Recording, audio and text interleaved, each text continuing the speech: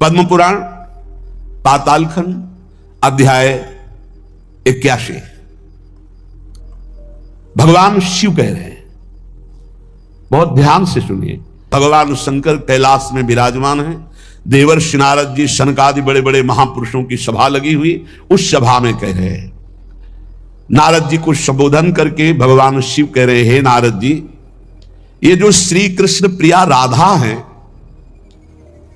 ये महाचैतन्य शक्ति स्वरूपा जितनी भी देवियां हैं, ये सब इनके अंश से प्रकट हुई है।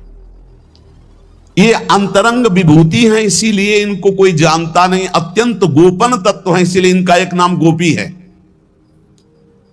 श्री कृष्ण सदैव इनकी आराधना करते, इसलिए नाम इनका राधा है। और ये सदैव श्री कृष्ण की आराधना में रहती, इसलिए इनका एक नाम राधिका है।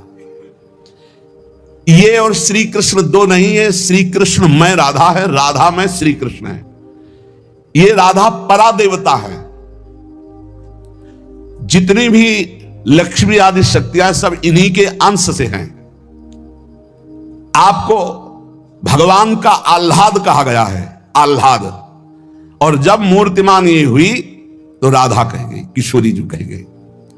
भगवान शिव बोल रहे हैं, दुर्गा आदि जितनी त्रिगुणात्मिका दैवी शक्तियां हैं, ये इनके कला से करोड़वें अंश में प्रकट है। यही प्रकट है, पर करोड़वें अंश में प्रकट है। हम नहीं कह रहे, ये भगवान शिव कह रहे हैं। जो राधा कृपा कटाक्ष पढ़ते हैं, वो पढ़ के देखें, आखिरी में भगवान शिव कह रहे हैं, क्रियेश्वरी, मखेश्वरी, स्वधेश्वरी, त्रिवेद भारतीश्वरी, प्रमाण शासनेश्वरी। हमारे यहां सुधा निधि में महाप्रभु हरिवंश चंद्र जी कह रहे हैं, प्रेमणा सन्मधुरोज्वल हृदय संगार लीला कला वैचित्री परमावधि भगवता पूज्य विकापी शता ईशानी च सची महासुख तनु शक्ति स्वतंत्रा परा श्री वृंदावन नाथ पट्ट महिषी राधयु सेव्यामम। बोले तत्कला कोटि कोटि अंशा, कला उन्हीं की कला, राधा की ही कला, श्री किशोरी जी के ही अंश से करोड़ों अंश में सब शक्तियों का प्रादुर्भाव हुआ। श्री राधा अपने अंश से महालक्ष्मी रूप धारण करते हैं, तो भगवान श्री कृष्ण नारायण रूप धारण करते हैं। मुनि श्रेष्ठ, थोड़ा भी भेद नहीं है। ये श्री राधा दुर्गा रूप धारण करती है, तो श्री कृष्ण शिव रूप धारण करते हैं, रुद्र। जब श्री कृष्ण के अंश से इंद्र, तो श्री राधा किशोरी के अंश से सची इंद्राणी। जब श्री कृष्ण के अंश से ब्रह्मा, तो राधा किशोरी के अंश से सावित्री देवी। जब श्री कृष्ण के अंश से यमराज, तो उनकी पत्नी धूमोरणा के रूप में श्री राधा किशोरी। अधिक क्या कहूं, इन दोनों के सिवा किसी की सत्ता ही नहीं। यही सन अचेतन सारा संसार श्री राधा कृष्ण का स्वरूप है। नारद जी, मैं इन विभूतियों का क्या वर्णन करूं? अगर 100 करोड़ वर्ष तक राधा की महिमा वर्णन करूं तो भी नहीं कर सकता। भगवान शिव कुछ ऐसे भावुक जन हैं कि वो कहते हैं कि आप भगवान शंकर को श्री कृष्ण से छोटा कहते हैं, वो हमारे आराध्य देव, हमको चुभता है। देखो, जब तत्व की चर्चा होगी तो एक है, और जब लीला की चर्चा होगी तो वही एक विविध लीलाएं करता है, वही एक विविध लीलाएं करता है। रास में भगवान शंकर आए, अगर थोड़ा भी शास्त्र को पढ़े हो तो पढ़ के देख लेना। गोपी रूप धारण किया, रास में प्रवेश पाया, श्री कृष्ण चरण वंदना, किशोरी जी की चरण वंदना, और फिर गोपी रूप धारण करके रास में प्रवेश। अच्छा, कोई भी ये कैसे नकार सकता है कि भगवान शंकर की जटाओं में गंगा जी हैं? और वो गंगा जी क्या है, क्या आप नहीं जानते हो? गंगा तरंग रमणीय जो जटा कलापम गौरी विभूषित वाम भागम, भगवान शिव के लिए आता है। तो जो जटा कटा संभ्रमम भ्रमण नीलम पर निर्झरी जो विराजमान है गंगा जी, वो कौन है? गांगम वारि मनोहारी मुरारी चरण अच्युतम त्रिपुरारी शिरस्चारी पापा पहारी पुनात्मा। देखो भाई, तत्व एक है, पर लीला में जब प्रारंभ होगा तो लीला में छुटाई बड़ाई हंसी मजाक, वो उनकी आराधना, उनकी आराधना। तत्व एक है। अभी आप यहां सुन रहे हो कि जब श्री कृष्ण शिव रूप धारण करते तो राधा किशोरी दुर्गा रूप धारण करती, यही है, कोई और थोड़ी है। पर जब लीला की बात आती तो वही भगवान शंकर गोपी रूप, आज भी भगवान गोपेश्वर का श्रृंगार होता है गोपी रूप में। शाम टाइम जल नहीं चढ़ता, नथुनी बाला और सब चुनरी धारण करके भगवान शिव गोपीश्वर के रूप में विराजते हैं। भगवान शंकर गंगा जी को नेत्रों से भी रोक सकते थे, लेकिन जटाओं में धारण किया कि श्री कृष्ण का चरणामृत है, वामन भगवान का चरणामृत है, वामन के रूप में श्री कृष्ण ही है। प्राणाधिक प्रियतमा सर्वाभ्या सुंदरी परा सर्वयुक्ता च सौभाग्य भागनी गौरवान्विता। हमारी जो श्री किशोरी जो हैं, एक यहां बात ध्यान रखनी है कि एक प्रश्न और आता है सभा में, जब चर्चा होती है तो उसको सुनकर के लोगों के अंदर प्रश्न आता है कि शिव पुराण में लिखा है कि भगवान शंकर सर्वश्रेष्ठ है, देवी पुराण में लिखा है कि इन्हीं से सबकी उत्पत्ति है, आप गणेश महिमा को देखो तो यम ब्रह्म स्वम ब्रह्म, सब कुछ जिस पुराण को देखो उसी से सृष्टि हुई है। इसका मतलब क्या है? गलत है क्या? जब तुम शिव पुराण पढ़ोगे तो शिव तत्व से ही सबकी उत्पत्ति है, सब कुछ शिव तत्व है।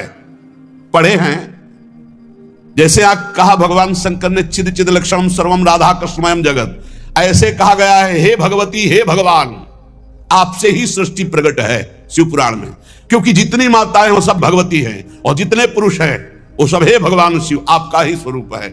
चराचर जगत शिव और पार्वतीमय है। भगवान का ऐसा लिंग प्रकट हुआ शिव जी का कि 100 कल्प तक ब्रह्मा जी उतरते चढ़ते रहे, पार न पाया। फिर भगवान विष्णु उसमें पढ़ना शिव पुराण में, तो पढ़ करके बात कर रहे, आर पार नहीं पाया। भगवान शिव से ही नारायण का प्रादुर्भाव होता है, भगवान का प्रादुर्भाव होता है, भगवान शिव से ही ब्रह्मा का प्रादुर्भाव होता है। जब देवी भागवत पढ़ो तो सब कुछ देवी जी से प्रकट हुआ, तो क्या झूठा है क्या? पुराण कोई झूठे हैं क्या? तो अगर उनसे प्रकट हुआ तो इनसे कैसे? भागवत पढ़ करके देखो तो श्री हरि से, नाभि कमल से ब्रह्मा, ब्रह्मा की भ्रकुट से शंकर, रुद्र का अवतार। उधर पढ़ करके देखो तो उन भगवान शिव से ब्रह्मा और श्री हरि प्रकट होते हैं। देवी भागवत पढ़ करके देखो तो देवी शक्ति, ये है क्या? तत्व।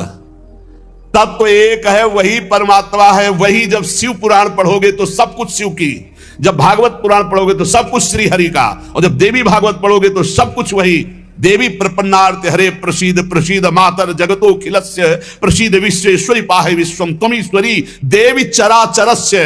हे देवी तुम ही चराचर में व्याप्त हो, तुम ईश्वरी हो, तुम सर्वशक्तिमान हो, तुमसे बढ़कर कोई नहीं। क्या समझते हो?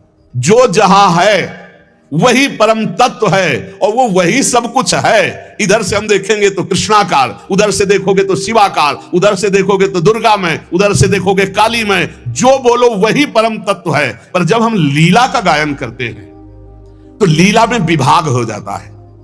वही एक परमात्मा, वेद कहता है एकोहम बहुश्यामा, मैं एक बहुत रूपों में हो जाऊं। अब वही परमात्मा शासक बन गया, वही शासित हो गया, वही धर्मात्मा बन गया। उसी के छाती से धर्म प्रकट हुआ, उसी के पीठ से अधर्म प्रकट हुआ। अधर्म करने वाला दंडनीय हो गया, धर्म करने वाला बंदनीय हो गया। लेकिन दंडनीय और बंदनीय में दोनों में एक तत्व विराजमान है, तत्व में अंतर नहीं। ये जो समझते नहीं ना, लीला को समझते नहीं है और तत्व को समझते नहीं, तो ये झगड़ा करने लगते हैं कि शिव को छोटा कैसे कह दिया। पूछो शिव जी से जाके, अरे उनको देखो तो रात दिन भगवत श्री हरि चर्चा करते रहते हैं, और हरि को देखो, उनसे पूछो जाके कि तुम्हारे आराध्य देव कौन है, बोलेंगे शंकर। हरि से पूछो कि तुम्हारा गुरु कौन, बोले शंकर। और शंकर जी से पूछो तुम्हारा आराध्य देव को, बोले हरि। और हम आपस में लाठी चलाएं। अरे वो एक है, वो एक है, वो अनेक है। अनेक होते हुए भी एक है, एक होते हुए भी अनेक है। इस बात को समझो। जब देवी भागवत तो देवी ही सब कुछ है, देवी के ही अंश से राधा है, समझिए आप। जब हम वृंदावन से बोलेंगे तो राधा के अंश से देवी है। जब आप शिव पुराण से बोलेंगे तो शिव के अंश से हरि है, और जब भागवत पुराण से बोलेंगे तो हरि के अंश से शिव है। आप इस बात को समझिए। जब लीला का बात, लीला प्रसंग आएगी तो उसमें भेद हो जाते हैं। जैसे ब्रह्म ऋषियों ने विचार किया कि इन 3 महान भगवत स्वरूपों में कौन सबसे बड़ा है। क्या उन ब्रह्म ऋषियों को पता नहीं कि हरि ही ब्रह्मा है, ब्रह्मा हरि ही शिव है। शिव ब्रह्मा और हरि में किंचित मात्र भेद नहीं। स्वयं भगवान बोले मैं ही हर हूं, मैं ही विधि हूं, मैं ही हरि रूप हूं। जगह जगह वर्णन है। लेकिन जब भृगु जी परीक्षा के लिए गए तो ब्रह्मा जी के सामने जाकर ऐसे खड़े हो गए। यह अभद्रता है गुरुजनों के सामने ऐसे खड़े होना, ऐसे नहीं खड़े हुआ जाता, यह अभद्रता कही जाती। गुरुजनों के सामने सावधानी पूर्वक हाथ जोड़कर या बहुत नम्र ऐसे। अब वो गए और ऐसे खड़े हो गए। ब्रह्मा जी ने कहा तो सभा की मर्यादा के विरुद्ध है, पर भृगु जी उनके पुत्र हैं, थोड़ा गुस्सा आया पर शांत रहे। शंकर जी के पास गए, बोले आओ भाई, बहुत दिनों बाद आगमन हुआ भृगु जी से। बोले हम तुम्हारे गले नहीं लगते, परम पवित्र रहते हैं। उठाया त्रिशूल उन्होंने, हमको। भृगु जी शांत होकर के वहां, और भगवान हरि के पास गए, सैया में पड़े हुए थे, सीधे लात मारी जाके, सीधे छाती पे लात। भगवान उठे और कहा मुझे पता नहीं था आप आ रहे हो, नहीं आपकी अगवानी करता, और चरण दाबने लगे। बोले आपके चरण बहुत कोमल है, मेरी छाती बहुत कठोर, कहीं चोट तो नहीं लग गई, और आज के बाद जब जब अवतार भी लेंगे तब तक आपका भृगु चरण चिन्ह ये हमारे छाती पे बना रहेगा, ये हमारा बड़ा सौभाग्य हो। आंसू आ गए भृगु जी के। अब आप क्या कहेंगे? कोई छोटा बड़ा नहीं, जब लीला होती है और एक ही तत्व है तो रंगमंच पर वही सब रूप धारण किए, जगन नाटक वही भवा, इस बात को सब। पर जब हम किशोरी जी की बात करेंगे तो किशोरी जी के अंश से सब शक्तियां हैं, और जब आप दुर्गा की बात करें तो आपको वहां से दिखाई देगा किशोरी जी दुर्गा जी के अंश है, क्योंकि इधर से अंश वो, उधर से अंश वो उनकी अंशी, वो उनकी अंशी, कोई अंतर नहीं। इधर से हम बोलेंगे श्री कृष्ण के अंश से शिव, और जब शिव पुराण में पढ़ोगे तो शिव जी के अंश से श्री कृष्ण। अब इसमें संशय थोड़ी, क्योंकि वही एक तत्व है, विविध प्रकार से लीला कर रहा है। इसलिए भ्रम का तो ध्यान छोड़ दो, भ्रम छोड़ दो। जब जब जैसा अवसर आया वही रूप धारण किए तत्व विराज। पर जब लीला की चर्चा होगी तो माधुर्य रस में ऐश्वर्य का प्रवेश नहीं, भगवान के ऐश्वर्य का प्रवेश नहीं, तो और ऐश्वर्य शक्तियों की तो बात जाने दो। कभी आपको कोई भी शास्त्र मिला हो कि ब्रज में सुदर्शन चक्र का प्रयोग भगवान ने किया या प्रवेश हुआ, तो हमें बताना।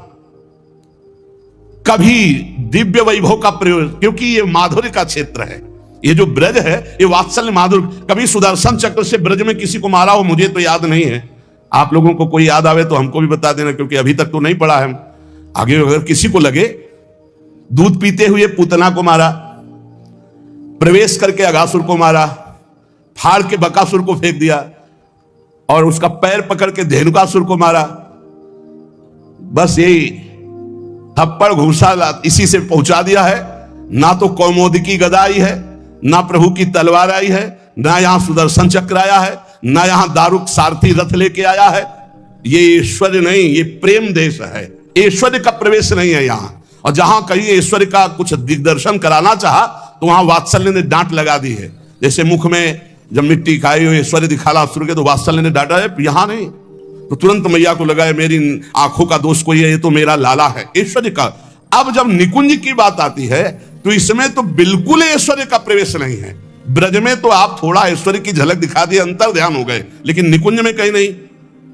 ये अंतर ध्यान की लीला एक बार भी हुई हो निकुंज में, बताना पूरे वाणियों को पढ़ करके। अब जो निकुंज रस है इसमें कहीं वर्णन नहीं है कि अष्टभुजा का प्रवेश है या षोडश भुजा का। हमारी ही श्री जी सब अंशों से है, लेकिन ऐश्वर्य रूप नहीं है, महामाधुर्य रूप है। इसी महामाधुर्य की महिमा की हम उपासना करते तो हमारे लिए हमारा उपास्य देव सर्वश्रेष्ठ है। और जब उपास्य देव की सर्वश्रेष्ठता की लीला में देखते हैं तब ये वर्णन आता है कि अनंत शक्तियां, देखो भगवान शिव ने स्वयं वर्णन किया कि ये जो अनंत शक्तियां तत्कला कोटि कोटि अंशा दुर्गाद्यस त्रिगुणात्मिका। अब देखिए वही प्रभु है शक्ति, वही है शक्तिमान, किंचन मात्र अंतर नहीं।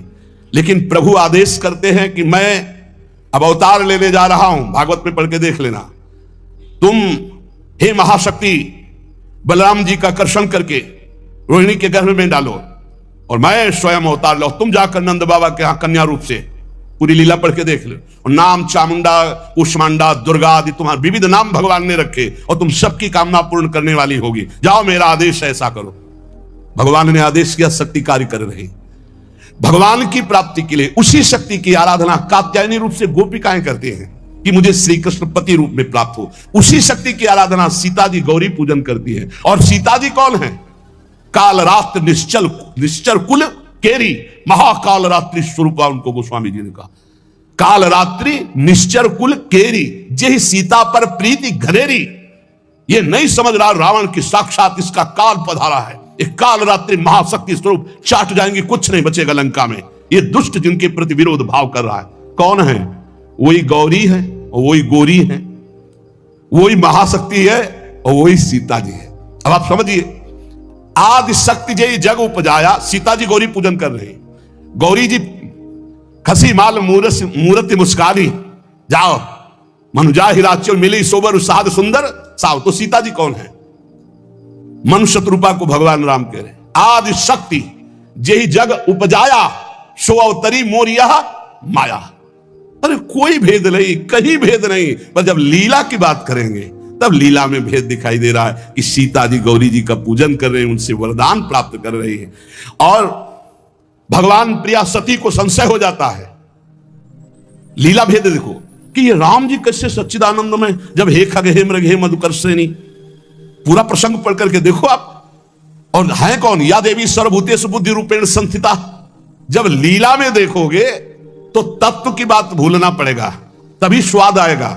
और जब तत्व देखोगे तो शांत रस आएगा। ये दास्य वात्सल्य सख्य, ये रसों का स्वाद नहीं मिल पाएगा। उसमें एक ही तत्व है, तो समझ में आ रहा है वही तत्व है। जब लीला में देखोगे तो आपको वही तत्व परशुराम है, वही तत्व राम जी हैं। लेकिन राम जी के आगे परशुराम जी घुटने टेक कर जय जय जय रघुकुल केतु, भृगुपति गए तपहि बने हेतु। ये समझना होगा। ये जो आजकल के नए बच्चे ना, ये तर्क वितर्क शुरू कर देते हैं। लीला में तर्क वितर्क नहीं होता है, तत्व में एक ही वस्तु है। तत्व की जब बात करोगे तो आप क्या समझते हो? कितने दिन से तुम दुर्गा जी की उपासना करते हो? बचपन से आराधना, और पूरी अम्मा मान के, पूरी जैसे अपनी अम्मा, पूरा आसक्ति अम्मा, आद्या शक्ति दुर्गा, और पिता भगवान शिव। तुम समझते नहीं हो, जहां हमें भेजा है उस तत्व को, जो समझाया उस तत्व से बोल रहे हैं। तुम उसको दो पक्ष में ले रहे हो। तुम्हारे को क्या पता कि महादेव जी मुझे कितना प्यार करते हैं, भगवती कितना प्यार करती है, हम भगवती अम्बा और महादेव जी से कितना प्यार करते हैं। तत्व को समझिए। राधा तत्व सर्वत्र व्याप्त तत्व है, चिद चिद लक्षण सर्वम राधा कृष्णमयम जगत। पर जब लीला में स्वरूप राधा जी का जो है वो कहीं त्रिभुवन में कहीं नहीं है, क्योंकि महामाधुर्य रस प्रेम स्वरूपा है, जिनकी आराधना स्वयं श्री कृष्ण करते, और जिन श्री कृष्ण की आराधना भगवान शंकर, शनकादि, ब्रह्मादि सब करते। ये हमारे उपास्य देव है। और जब आप अपने उपास्य देव के विषय में जैसे बोले कि श्री कृष्ण जिनके सेवक हैं ऐसे महादेव, कोई परेशानी नहीं। श्री कृष्ण जिनके सेवक हैं ऐसे महादेव, क्योंकि हमें पता है कि तुम जो बोल रहे हो वो सत्य बोल रहे हो, क्योंकि वैसे उस तत्व को देखा जाता है। ये तत्व है ही ऐसा कि हम जिस भावना से जैसे देखें वैसे दिखाई देगा। जब हम गणेश स्तोत्र पढ़ते हैं तो सब कुछ गणेश जी बने हुए हैं। जब राम स्तोत्र तो सब कुछ राम, जब कृष्ण सब कुछ कृष्ण, जब नरसिंह तो सब कुछ नरसिंह, जब वाराह तो सब कुछ वाराह, वही बने हुए, दूसरा कोई नहीं। इसमें हमें कोई संशय नहीं है। तुम्हें कितना ज्ञान है? उनके पति हैं शिव ज्ञान समुद्र, वो कह रहे हैं, हम तुम्हें पूरा परिचय के साथ बता रहे। पद्म पुराण पाताल खंड अध्याय 81, उसमें कह रहे तत्कला कोटि कोटि अंसा दुर्गाद्यास त्रिगुणात्मिका। कभी रास का स्वाद लिया है? रास का स्वाद लेना है तो ब्रज रस में। इसी यही तो वृंदावन की लीला, मत समझो गुरु को चीला, या ऋषि मुनि गए हार जपे जा राधे राधे। ऋषि मुनि गए हार जपे जा राधे राधे। प्रियालाल है प्रियालाल। अगर हम जो बोलते हैं उसकी बात को समझ लेना। कह दो कहां प्रमाण है, तो हमारी छाती प्रमाण है। खिलवाड़ मत समझना। अगर तुमने राधा किशोरी की अवहेलना करके कहा कि अम्बा, जब जड़ भरत जी के ऊपर गड़ासा चलाने की बात अंबा के ही सेवकों ने किया तो भद्रकाली सहन नहीं कर पाई और मूर्ति फोड़कर प्रकट हो गई, काट के फेंक दिया अपने ही उपासकों को। होश में रहना, राधा किशोरी है। तत्व से बोलोगे तो मुझे कभी कोई संशय नहीं, सब एक हैं। जब लीला में आओगे तो वही स्वामी बनता है, वही सेवक बनता है। जब लीला में देखोगे तो वही छोटा बनता है, वही बड़ा बनता है। वो विविध रूप धारण करके एक ही तत्व खेल रहा है, इसमें संशय नहीं। पर जब लीला का रसास्वादन करते तब आप उसमें संशय मत करो। वो विविध लीलाएं, वही गोपी बना है, वही श्री जी बना है, वही वृंदावन बना है, और वही प्रीतम बना है, और वही खेल रहा है।